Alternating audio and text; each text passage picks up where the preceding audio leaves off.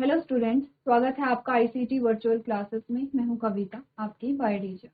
उम्मीद करती हूं आप सभी अच्छे होंगे और स्वस्थ होंगे। तो क्लास हम यहां पे रिवाइज कर रहे थे अपना चैप्टर का नाम है sexual reproduction in flowering plants, इनके पुष्पीय पौधों में प्रजनन।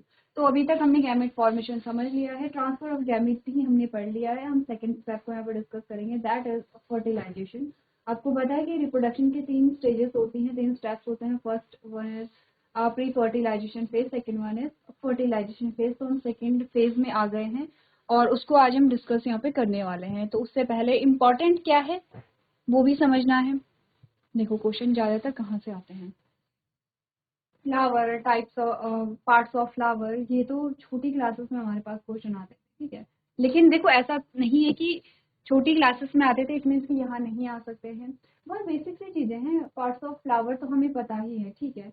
आपके पास मेल रिप्रोडक्टिव सिस्टम यहाँ पे सिंपल सा है। आपने कहा पिस्टिल में 3 पार्ट्स आपको बताए गए हैं और एंथर में आपको 2 पार्ट बताए गए हैं। यहाँ पर जब हम बात करते हैं गैमीट फॉर्मेशन की, तो दोनों में इम्पोर्टेंट क्या है, गैमीट फॉर्मेशन है। यहाँ से क्वेश्चन आता है। अब देखो गैमीट फॉर्मेशन से कोई भी क्वेश्चन बन सकता है। अभी तक जो चीजें रिवाइज की है उसमें इम्पोर्टेंट डिस्कस कर रहे हैं। गैमीट फॉर्मेशन से कोई भी क्वेश्चन बन सकता है। आपके पास एक कंप्लीट क्वेश्चन आ सकता है, किसका, गैमीट फॉर्मेशन का बताओ, माइक्रोगैमेटोजेनेसिस बताओ या मैक्रोगैमेटोजेनेसिस बताओ, आपके पास आ सकता है। या आपके पास बेसिक कहीं से भी क्वेश्चन आ सकता है कि बताओ, कोई भी क्वेश्चन है यहाँ पे, डिफरेंस बिटवीन माइक्रोस्पोरोजेनेसिस एंड माइक्रोगैमेटोजेनेसिस। यहाँ पे बताओ मेगास्पोरेंजियम कहाँ है, बताओ मेगास्पोरेंजियम एंड माइक्रोस्पोरेंजियम में क्या डिफरेंस है यहाँ पे। अब बताओ सिनर्जिड्स जो है उनका क्या फंक्शन होता है, कहाँ वो पाई जाती है। बताओ सेंट्रल सेल में नंबर ऑफ न्यूक्लियस कितना होता है। तो ऐसे ही जो क्वेश्चन है अंदर से कहीं से भी कोई भी क्वेश्चन आ सकता है। बहुत मोस्ट इम्पॉर्टेंट आपका ये टॉपिक है, इससे रिलेटेड क्वेश्चन आएगा ठीक है, गैमेट फॉर्मेशन से। तो जैसे कि टेट्राड जो है, टेट्राड का फॉर्मेशन कहाँ पे होता है, जैसे कि हमने कहा वेजिटेटिव और जनरेटिव सेल कहाँ बनती है, क्या डिफरेंस है उनमें। तो ऐसे टाइप के जो क्वेश्चन है वो आपके पास आएंगे। ये तो बहुत बेसिक है कि फ्लावर के पार्ट्स बताइए, फ्लावर के पार्ट्स से आएंगे नहीं। बहुत अति सिंपल क्वेश्चन आ गया तो आपके पास आ सकता है, अदरवाइज आपके पास क्या आएंगे, यहाँ पे गैमेट फॉर्मेशन से रिलेटेड क्वेश्चन आएगा। मस्ट है, इम्पॉर्टेंट है। ये जो टॉपिक है आपका, ये तो सेकंड जो आपका चैप्टर आता है रिप्रोडक्शन इन ह्यूमन, वहाँ पे भी आएगा गैमेट फॉर्मेशन, आपसे पूछा जाएगा। इवन यहाँ पर तो चलो आपके पास एटलीस्ट ये है कि रिप्रोडक्टिव सिस्टम जो है वो वैसे इतने कॉम्प्लेक्स स्ट्रक्चर नहीं है। आप सिंपली देखते हैं, अगर हम फीमेल की बात करें तो फीमेल में आपको क्या, ओव्यूल का स्ट्रक्चर आप करते हैं, मेगास्पोरेंजियम जो है ओव्यूल का स्ट्रक्चर, उसमें कुछ लेवलिंग्स आती हैं, इजी है, बहुत ज्यादा नहीं है। इंटेगुमेंट पढ़ना है, चलाजा पढ़ना है, फ्यूनिकल पढ़ना है, प्लेसेंटा पढ़ना है, माइक्रोपाइलर, और हो गया आपका लेवलिंग, न्यू सेलस हो गई, आपकी लेवलिंग पूरी हो गई।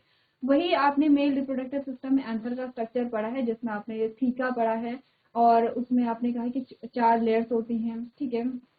4 लेयर्स में आपने कहा, उसके बाद आपने माइक्रोस्पोरेंजियम की बात करें, तो इतना ईजी है। यहाँ पर अगर हम यहाँ पर रिलेट करें, जो आपका सेकेंड चैप्टर है reproduction in human and reproduction in flowering plants, ये जो टॉपिक है रिप्रोडक्टिव सिस्टम वाला, वो प्लांट्स में कंपैरेटिवली इजी है, या कंपैरेटिवली क्या इजी ही है। हाँ, जब हम बात करते हैं ह्यूमन के बारे में तो वहाँ पर आपको पूरा रिप्रोडक्टिव सिस्टम देखने को मिलता है, जिसमें हम कह सकते हैं थोड़ा सा मेल रिप्रोडक्टिव सिस्टम कॉम्प्लेक्स होता है, क्योंकि वहाँ पे लेवलिंग बहुत सारी आ जाती है, बहुत सारे नाम वहाँ पर आते हैं। जिससे फीमेल रिप्रोडक्टिव सिस्टम फिर भी इतनी ज्यादा लेवलिंग नहीं आएंगी, लेकिन मेल में आती है, और वहाँ पर आपको रिप्रोडक्टिव सिस्टम करना होता है, मस्ट है। जो डायग्राम आपकी बुक में, इट मीन्स कि वो डायग्राम इंपॉर्टेंट है, वो आपको करना है। तो वो सारी चीजें जो है वो थोड़ा सा वहाँ पे टफ पड़ जाती हैं बाकी गैमेटोजेनेसिस तो ठीक है, अब यहाँ पर भी अगर आप पढ़ेंगे आपको इजी लगेगा, वहाँ पर भी आप पढ़ेंगे तो आपको इजी लगेगा। तो वहाँ पर भी गैमेटोजेनेसिस वहाँ पर भी इम्पोर्टेंट है, प्लस वहाँ पर रिप्रोडक्टिव सिस्टम भी इम्पोर्टेंट है। यहाँ पर आपने कहा रिप्रोडक्टिव सिस्टम, तो आप गैमेट फॉर्मेशन में ही पढ़ लेते। गैमेट फॉर्मेशन जब हुआ तो कहाँ हुआ है, मेल में देखेंगे तो एंथर में हुआ है, एंथर का डायग्राम आपको करना पड़ेगा। फीमेल में देखेंगे तो आपने कहा ओवरी में हुआ है, ओवरी के ओव्यूल में हुआ, ओव्यूल का डायग्राम आपको करना पड़ेगा। तो इम्पॉर्टेंट टॉपिक है, आप लोग स्टार्ट कर लेंगे जो अभी तक हमने डिस्कस किया है। नेक्स्ट इसी में जो हमने पढ़ा है, इसी में जो सेकंड टॉपिक हमने पढ़ा है ट्रांसफर ऑफ गैमीट, जिसको हम पॉलिनेशन कह रहे हैं। तो क्या पॉलिनेशन इंपॉर्टेंट है? यस, पॉलिनेशन इंपॉर्टेंट है, कई बार क्वेश्चन आ जाता है। और इम्पॉर्टेंट क्या है, आपने यहाँ पे ऑटोगैमी पढ़ा है, जिटेनोगैमी पढ़ा है, जीनोगैमी पढ़ा है, ये जो शब्द हैं ये इम्पॉर्टेंट है। सेल्फ और क्रॉस से आपके पास क्वेश्चन आते हैं वैसे, अगर आया तो इट मीन्स बहुत इजी है, लेकिन आपके पास जैसे कि ऑटोगैमी, जीनोगैमी एंड जिटेनोगैमी से क्वेश्चन आया, ऐसे टर्म्स से आपके पास क्वेश्चन आया और एग्जाम्पल्स आपसे पूछे जाते हैं, तो यस पॉलिनेशन भी इम्पोर्टेंट है आपका। और प्लस पॉइंट ये कि पॉलिनेशन इजी टॉपिक है, ऐसा कुछ डिफिकल्ट नहीं है, हमने पॉलिनेशन पढ़ा हुआ है, हमने यहाँ पे पॉलिनेटिंग एजेंट हम जानते हैं। अच्छा हाँ, एक और चीज, एक क्वेश्चन जो आपके बनता है कि बताओ विंड से होने वाले पॉलिनेशन को क्या कहेंगे, तो आप कहेंगे विंड पॉलिनेशन, या आपने कहा इंसेक्ट पॉलिनेशन, वाटर पॉलिनेशन, नहीं, इन पॉलिनेशन के दूसरे नाम भी है, वो आप लोग घर से करके लेकर के आएंगे, होमवर्क है। अगर नहीं मिला, देखो बुक पढ़नी है, मिलेगा, नहीं मिला तो नेक्स्ट लेक्चर में हम यहाँ पर डिस्कस करेंगे। तो पॉलिनेशन जो है हमारा इजी टॉपिक रहता है, यहाँ पे इजीली आपको पढ़ना है, समझना है। और क्रॉस और सेल्फ पॉलिनेशन तो बचपन से पढ़ते चले आ रहे हैं, बस टर्म्स आपको ध्यान रखने हैं। हाँ, ये जो पॉलिनेटिंग एजेंट्स हैं, टाइप्स ऑफ पॉलिनेशन है, वो ध्यान रखना, ठीक है। और उसमें एग्जाम्पल भी पूछे जाते हैं कि बताओ जो वाटर पॉलिनेशन है उसके एग्जाम्पल बताओ, विंड पॉलिनेशन के यहाँ पे एग्जाम्पल बताओ, या इंसेक्ट पॉलिनेशन के एग्जाम्पल बताओ। इसके साथ साथ एक और चीज जो हमारे पास पूछी जाती है पॉलिनेशन से, कि पॉलिनेशन के लिए फ्लावर में क्या क्या मॉडिफिकेशन आई है। जैसे हमने कहा विंड पॉलिनेशन हुआ है तो क्या आए हैं, हमने कहा एंथर ज्यादा एक्सपोज हो गए हैं, और यहाँ पे कैसे हैं, नॉन स्टिकी है, स्टिकी नहीं होंगे। और आपने कहा कि यहाँ पे जो स्टिग्मा है वो कैसी है, लार्ज है, यहाँ पे बड़ी स्टिग्मा आई है। आपने देखा होगा, इसका एग्जाम्पल कौन हमारे पास आया था, आपने देखा होगा कौन से वो रेशे जैसे धागे धागे निकलते रहते हैं, एक्चुअली में वो फिलामेंट होते हैं। तो लगा लो कितने एक्सपोज रहते हैं यहाँ पर कि ताकि पॉलिनेशन हो जाए। नंबर ऑफ पॉलिन ग्रेन यहाँ पे ज्यादा प्रोड्यूस होते हैं जिससे कि पॉलिनेशन जो है वो हो जाए, पॉलिनेशन के चांसेस यहाँ पे ज्यादा हो। तो ऐसे टॉपिक पूछे जाते हैं, पॉलिनेशन क्या है, पॉलिनेशन सेल्फ और क्रॉस पॉलिनेशन क्या है, ऐसे क्वेश्चन तो बहुत कम ही आते हैं क्योंकि इजी होते हैं। आपके उस पॉलिनेटिंग एजेंट से रिलेटेड मॉडिफिकेशंस क्या आती हैं पॉलिनेशन के लिए फ्लावर में, टाइप्स ऑफ पॉलिनेशन क्या है, जिसमें आप विंड और वाटर पॉलिनेशन के बजाय जो इम्पोर्टेंट टर्म्स उनके लिए होते हैं वो एक बार आप लोग कर लेंगे। तो दो टॉपिक हमारे बनते हैं जो कि दोनों इम्पोर्टेंट है, ठीक है। चलो आगे बढ़े, बात करते हैं यहाँ पे सेकेंड फेज के बारे में, फर्टिलाइजेशन जो होगा यहाँ पे फर्टिलाइजेशन जो होगा। तो चलो देख लेते हैं, अभी तक जो चीजें हमने डिस्कस की हैं वो आपको याद होगी, ध्यान में होगा, क्योंकि रिवीजन चल रहा है तो आप चीजों को रिकॉल कर पा रहे होंगे। ये सारा देखो पॉलिनेशन है, इसकी बात हम कर रहे थे, adaptation in flower for pollination, pollination के लिए क्या क्या अडेप्टेशन आई है। तो पॉलिन ग्रेन में क्या आया है, एंथर में क्या है, स्टिग्मा में क्या है, फ्लावर कैसा है, एग्जाम्पल क्या है, कौन यहाँ पर हमारे पास आता है, और भी एग्जाम्पल्स हमारे पास आते हैं, ठीक है। वाटर पॉलिनेशन है, इंसेक्ट पॉलिनेशन है, क्या कहते हैं इनको, ये देखना है। अब हम बात कर रहे हैं आउट ब्रीडिंग डिवाइस। क्या पढ़ा था आउट ब्रीडिंग डिवाइसेस के बारे में, कुछ डायग्राम हमने देखे थे यहाँ पे, और वहां पर हमने आउट ब्रीडिंग डिवाइसेस पढ़ी थी। एक बार पहले पूरा रीड कर लेते हैं, और जब आप रीड करेंगे तो देखना कि कितना आपने रिकॉल किया है यहाँ पे। तो हमने कहा the various mechanism like discourage self pollination and encourage cross pollination as continued self pollination leads to interbreeding depression. आपने कहा देखो आउट ब्रीडिंग डिवाइसेस क्या होती हैं, हमने कहा विभिन्न तंत्र जो स्वपरागण को हतोत्साहित करते हैं, इन शॉर्ट स्वपरागण को रोकते हैं, सेल्फ पॉलिनेशन को रोकते हैं, और क्रॉस पॉलिनेशन को या पर परागण को, क्रॉस पॉलिनेशन को पर परागण कहा जाता है, ठीक है। और पर परागण को क्या करते हैं, प्रोत्साहित करते हैं, यानी कि पर परागण या क्रॉस पॉलिनेशन को प्रमोट करते हैं कि क्रॉस पॉलिनेशन यहाँ पर हो, क्योंकि निरंतर स्वपरागण, ऐसा क्यों हम कर रहे हैं। पहले देखो आउट ब्रीडिंग डिवाइसेस वो होती हैं जो कि सेल्फ पॉलिनेशन को रोकती हैं और क्रॉस पॉलिनेशन को यहाँ पे क्या करती है, प्रमोट करती हैं, यानी कि ऐसी कंडीशन यहाँ पे क्रिएट की जाती है कि सेल्फ पॉलिनेशन ना हो, क्रॉस पॉलिनेशन हो। ऐसा क्यों किया जाता है, अब क्योंकि स्वपरागण अगर निरंतर होता रहे तो अंतः प्रजनन अवसाद की ओर जाता है।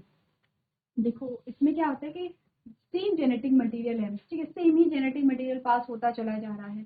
अब अगर उसमें कोई डिजीज है प्लांट में, कोई भी ऐसा डिफेक्टिव जीन है, तो आगे पास होता रहेगा, आगे पास होता रहेगा, तो हर एक प्लांट में हमें वही डिजीज सेम देखने को मिलेगी, जिसको हम कह सकते हैं कि वो क्या है, यहाँ पर इंटरब्रीडिंग डिप्रेशन यहाँ पर होता है, ठीक है।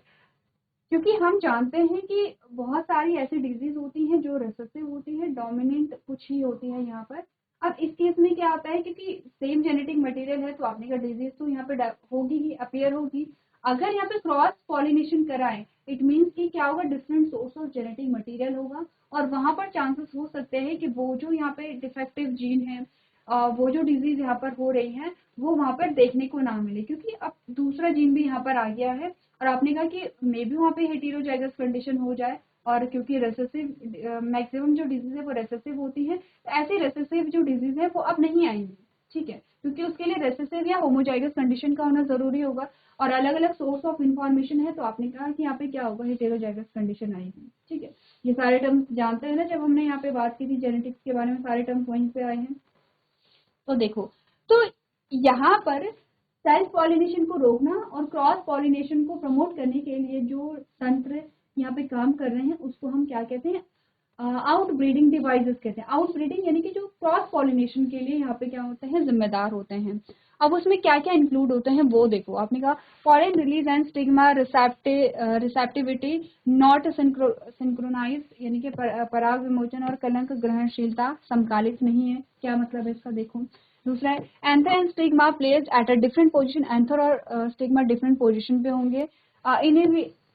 इनिबिटिंग पॉलन जर्मिनेशन इन पिस्टल, पिस्टल में क्या होता है, पॉलन जर्मिनेशन को इनिबिट करती है pistol. Production of a unisexual flower, एकलिंगी फूल जो है यहाँ पर होते हैं।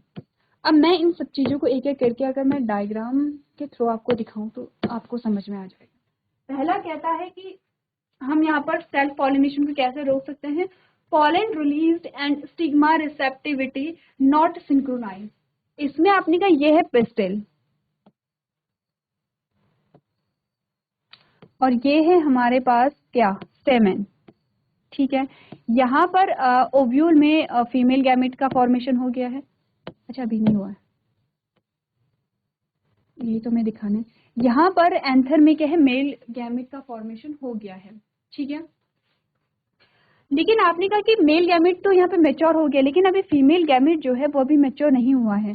जब यहाँ पे मेल गैमेट ट्रांसफर होते हैं, जब यहाँ पे सेल्फ पॉलिनेशन होता है, तो आपने कहा कि यहाँ पर किसकी, स्टिग्मा की जो रिसेप्टिविटी है वो अभी नहीं होगी, यानी स्टिग्मा उसे अभी रिसीव नहीं करेगा। स्टिग्मा रिसीव कब करेगा किसी भी मेल गैमेट को, जब फीमेल गैमेट यहाँ पे मेच्योर है, एंड फीमेल गैमेट मेच्योर होगी तो ही यहाँ पे फर्टिलाइजेशन होगा। आपने कहा फीमेल गैमेट अभी मेच्योर है ही नहीं, तो पिस्टिल इसको क्या रिसीव नहीं करेगी, इसको ग्रहण नहीं करेगी, ठीक है।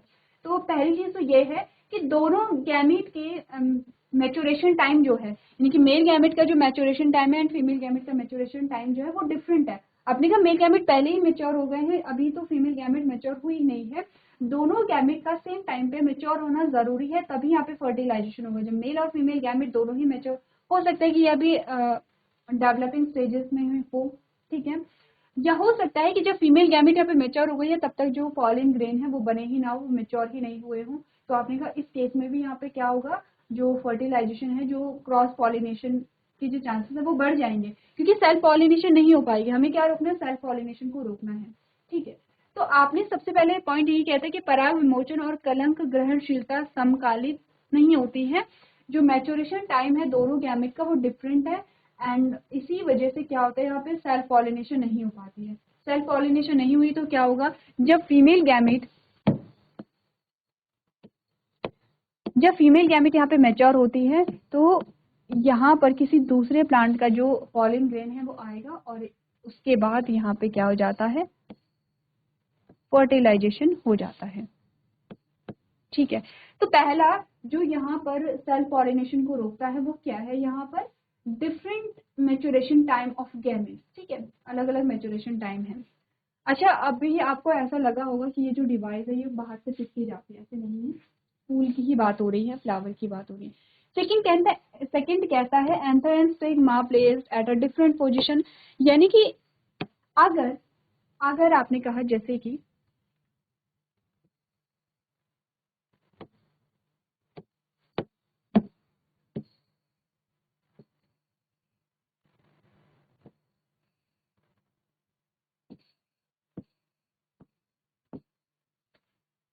अगर ये कंडीशन आ गई, और ठीक है इनका मैच्योरेशन टाइम भी सेम है, इनका क्या है, मैच्योरेशन टाइम भी सेम है।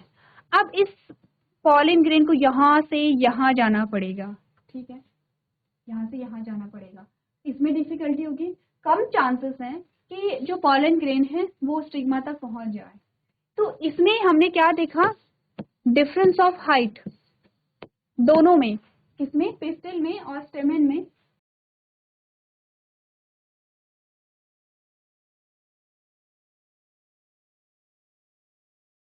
ठीक है, तो हमने क्या बात की है, डिफरेंस ऑफ हाइट, हाइट का जो डिफरेंस है यहाँ पर किसमें, पिस्टिल में और स्टेमन में जो हाइट का डिफरेंस है, उसकी वजह से भी यहाँ पर जो सेल्फ पॉलिनेशन के चांसेस है वो बहुत कम हो जाते हैं।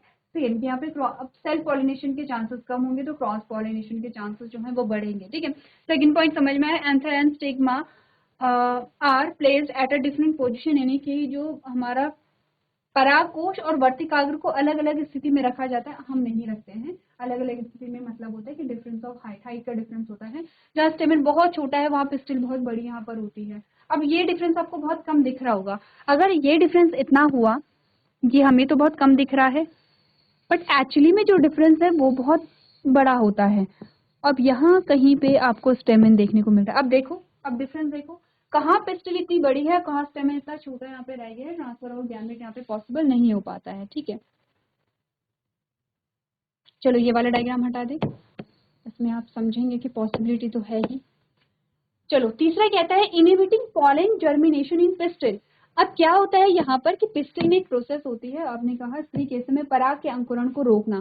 अब क्या होता है, जैसे कि देखो हमने कहा सेम स्पीशीज के जो प्लांट्स हैं उन्हीं के बीच में पॉलिनेशन होगा। एक मैंगो ट्री है, तो मैंगो ट्री के जो पॉलिन ग्रेन है वो मैंगो ट्री के स्टिग्मा पे ही, ट्री के मतलब फ्लावर का मतलब समझ रहे हो। देखो हम बड़ी क्लासेस में आ गए हैं, इतनी चीजें हम समझते हैं कि मैं मैंगो ट्री का पॉलिन ग्रेन बोल रही हूँ या मैंगो ट्री के स्टिग्मा बोल रही हूँ, इट मीन्स मैं फ्लावर के बारे में ही बात कर रही हूँ।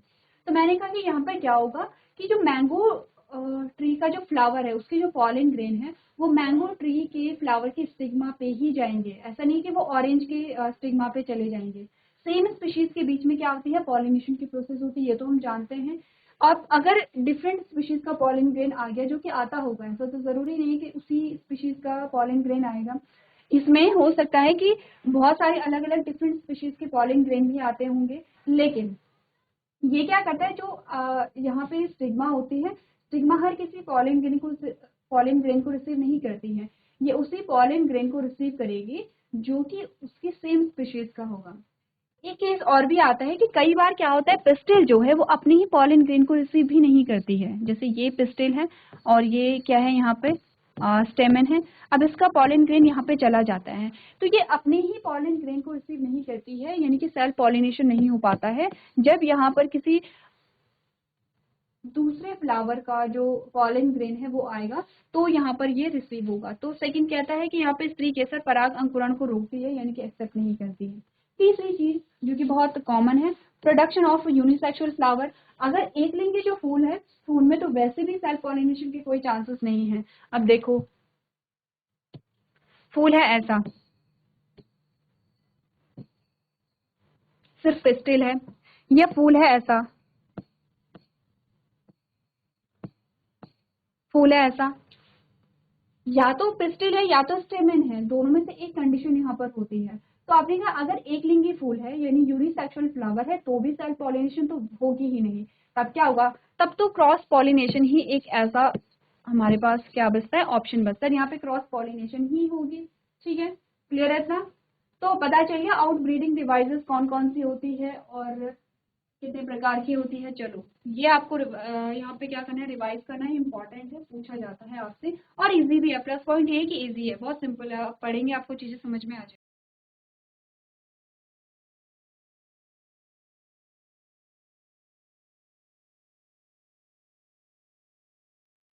चलिए आगे बढ़े, क्लियर है इतना, आउट ब्रीडिंग डिवाइसेस क्या होती हैं।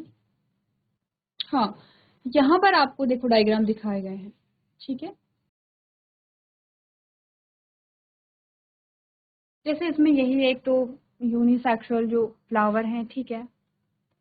नेक्स्ट आता है पॉलन पिस्टल इंटरेक्शन। ठीक है, पॉलन पिस्टल इंटरेक्शन मतलब समझते हो, डायग्राम है आपके सामने। अब क्या होता है यहाँ पर, जब पॉलिनेशन हो गई है, ठीक है, पॉलिनेशन हो गई है, ये जो हमें दिख रहे हैं ये पॉलन ग्रेन है।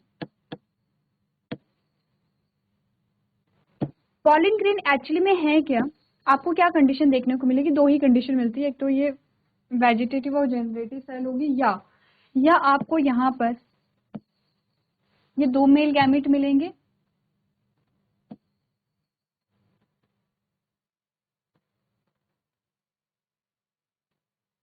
और आपको यहाँ पर ये सेल देखने को मिलेगी। ठीक है, इससे होगा क्या कि इसका जो साइटोप्लाज्म है, सेल का साइटोप्लाज्म जो है वो धीरे धीरे नीचे की ओर बहने लगेगा, ऐसे।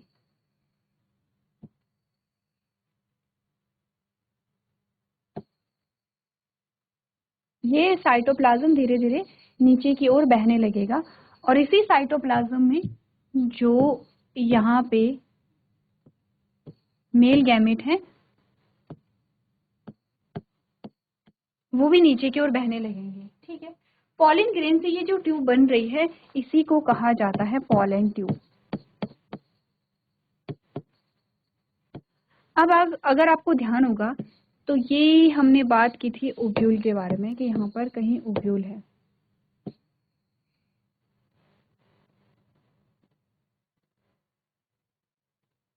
ठीक है, ये कहीं ओव्यूल है, इसमें हमने बोला था, अच्छा सिंपल ओव्यूल ही बनाते हैं। ठीक है,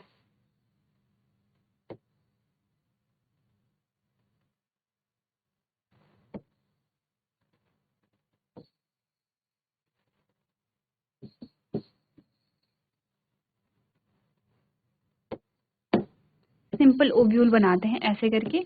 यहाँ पर हम जानते हैं कि ये बीच में एक्सेल है, ये यहाँ पे सिनर्जिड है, ये यहाँ पे सेंट्रल सेल में दो न्यूक्लियस है, और यहाँ पे एंटीपोडल सेल्स हैं। अच्छा, ये वाली जो साइड है ये हमारे क्या है, एंड माइक्रोपाइल साइड है, और ये है क्या, यहाँ पे चलाजल है। अब यहाँ पर ये जो सिनर्जिड्स होती हैं, ये जो सिनर्जिस्ट होती है इसमें कुछ ऐसे स्ट्रक्चर बनते हैं, ये ऐसे कुछ फिंगर लाइक स्ट्रक्चर, इनको कहा जाता है फिलीफॉर्म अपैरेटस। फिलीफॉर्म अपैरेटस, ठीक है, मैं शॉर्ट में लिख रही हूँ। ये फिलीफॉर्म अपैरेटस क्या करते हैं, पॉलन ट्यूब को अट्रैक्ट करते हैं, इसीलिए पॉलन ट्यूब नीचे की ओर आ रही है। पॉलन ट्यूब का नीचे आने का मतलब है कि पॉलन ट्यूब को ये क्या करेंगे, अट्रैक्ट करेंगे। अब जब पॉलन ट्यूब यहाँ पे एंटर होती है तो कहाँ से होती है, ये जो साइड वाली सिनर्जिड है यहाँ से ये एंटर होती है ऐसे करके। ठीक है, अब ये साइड वाली जो एंटीपोडस है इसको तोड़ करके जो मेल गैमेट है वो आगे की ओर बढ़ेंगे।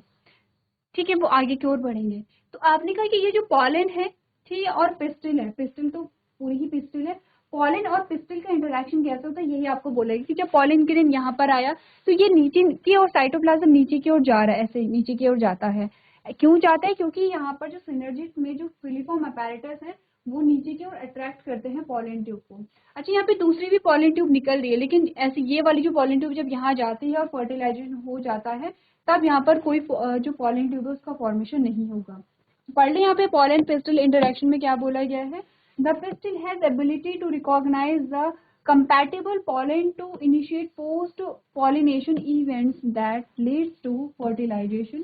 आपने कहा कि जो पिस्टिल है उसमें परागण के बाद की घटनाओं को शुरू करने के लिए संगत पराग को पहचानने की क्षमता होती है जो निषेचन की ओर ले जाती है। मतलब कि ये कि हमने अभी कुछ देर पहले यही बात की थी कि पिस्टिल पे ऐसा नहीं है कि सेम स्पीशीज का ही पॉलन ग्रेन आएगा। आपने कहा उसमें कोई भी पॉलन ग्रेन आ सकता है, क्योंकि अगर विंड के थ्रू पॉलिनेशन हो रही है, अगर इंसेक्ट के थ्रू हो रही है या वाटर के थ्रू हो रही है, कोई भी मोड हो यहाँ पे पॉलिनेशन का, तो पिस्टिल में अपनी स्पीशीज का पॉलन ग्रेन भी आ सकता है, कोई डिफरेंट स्पीशीज का पॉलन ग्रेन भी आ सकता है। पिस्टिल में इतनी एबिलिटी होती है या स्टिग्मा में इतनी एबिलिटी होती है कि ये अपनी सेम स्पीशीज के पॉलन ग्रेन को पहचानता है और तभी जाकर के वहां पर जो पॉलन ट्यूब है उसका फॉर्मेशन होगा। अगर किसी दूसरी स्पीशीज का पॉलन ग्रेन वहां पर आ जाता है तो यहाँ पे क्या होगा, पॉलन ट्यूब का फॉर्मेशन नहीं होगा। ठीक है, pollen grain produced pollen tube through a germ pores to facilitate transfer of male gametes to embryo cell। तो परागकण जो होते हैं वो भ्रूण कोश से नर युग्मकों के स्थानांतरण की सुविधा के लिए रोगाणु छिद्रों के माध्यम से पराग नलिका का उत्पादन करते हैं। अच्छा, एक चीज़ आपको ध्यान होगी, हमने यहाँ पर जब पॉलन ग्रेन का फॉर्मेशन पढ़ा था तो हमने क्या बात की थी, हमने कहा था कि कुछ ऐसी लेयर होती है, ये बहुत क्या होती है, कठोर लेयर होती है, लेकिन हमने कहा था बीच बीच में इसमें छेद भी होते हैं, ऐसे बीच बीच में इसमें छेद होते हैं, और यहीं से क्या होता है, जो पॉलन ट्यूब है वो बनेंगे, पॉलन ग्रेन जो है वो बाहर निकलेंगे, पॉलन ग्रेन नहीं, मेल गैमेट बाहर निकलेंगे। ये तो खुद में ही पॉलन ग्रेन है, इसके अंदर जो मेल गैमेट है वो बाहर निकलेंगे। चलो क्लियर है इतना? देखो पॉलन पिस्टल इंटरेक्शन।